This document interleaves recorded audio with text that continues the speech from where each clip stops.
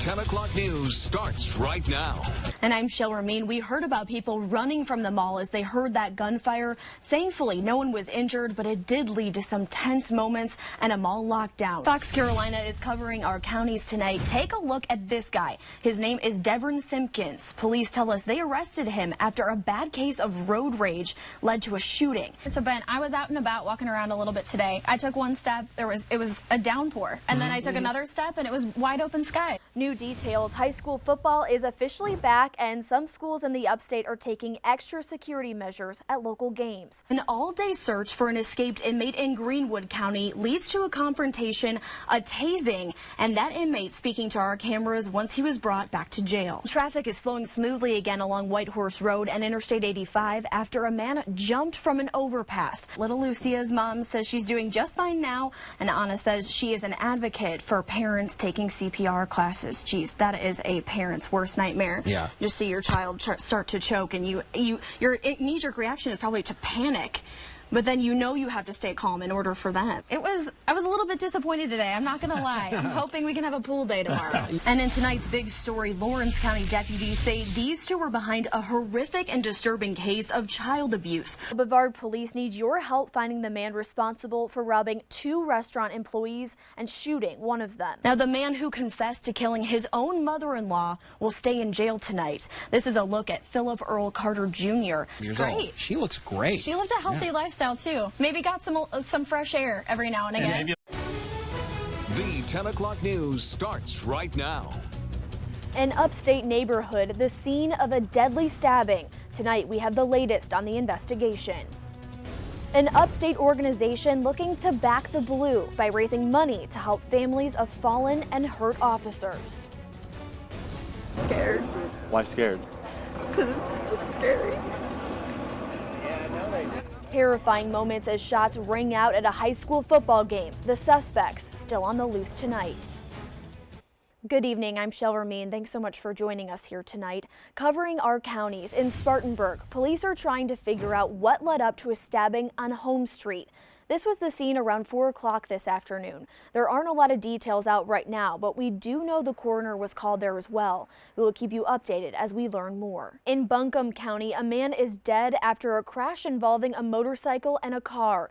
It happened along Brevard Road in Asheville just before 8 o'clock last night. Don McMillan was the name of the man on that bike. There's no word yet on how the crash happened, but McMillan did have to be taken to the hospital, and sadly, that's where he died. An end to a disturbing Greenville County case. You're taking a look at Justin Bensing. He's from Myrtle Beach. He was arrested earlier this year in an undercover operation. Deputies looking for an underage girl to be, quote, a baby maker and a sex slave, and also talked about cannibalizing a child. He was charged with 2 counts of criminal solicitation of a minor, and court records show he pled guilty. He was sentenced to a suspended 10-year sentence and 5 years probation. Fox Carolina is working to get the full sentencing report. We will let you know as soon as we find out. In tonight's Most Wanted, deputies are on the look for a person who held up a gas station today. Dispatchers tell us they got a call for an armed robbery at the Citco on Eastleigh Road, but no one was taken into custody. There's no word yet on who did this or if they got away with anything, but we do know, thankfully, no one was hurt. In Greenville, police want you to take a good look at this picture. The man's face is covered, but this is the suspect in an armed robbery that happened earlier this morning. Police say he went into the Sphinx on Pleasantburg with his hands in his jacket, demanding money, implying he had a gun, and threatening one of the employees. He then ran off.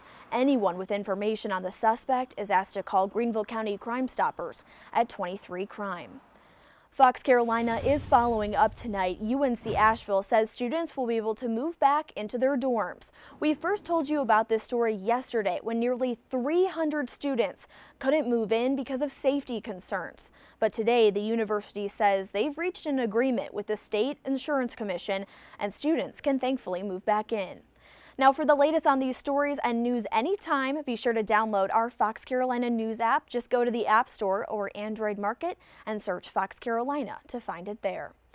Developing tonight, terrifying moments at a football game in Florida when shots rang out. Police immediately evacuated the stadium. 2 people were shot and taken to the hospital. There's no word yet on how they're doing, but tonight we're hearing from students describing the terrifying moments as they tried to get away. And I just jumped the fence and I just ran. And then they were all running towards like the road, and then we just started running towards the fence instead of the road to get away and go as further as we could. And I got like cuts from jumping over the fence, and we jumped over another barbed wire fence. As for what led up to the shooting, investigators say they think a fight involving a group of students may have started it, but they're still looking for a suspect tonight. As we get new updates on this story, we'll bring them to you on air and online at foxcarolina.com. New details in the gruesome discovery of a pregnant woman and her 2 daughters, and the father accused of killing them. Tonight, details on how these little girls died. Returning home, but to what? Weeks after fires raged through Southern California, people are finally getting a look at the damage to their homes. I said, I think we can talk this guy off the ledge. So could you guys just step back a little bit? Let my partner talk to him. Heroes come in all shapes and sizes and professions. How some beer delivery guys saved a suicidal man.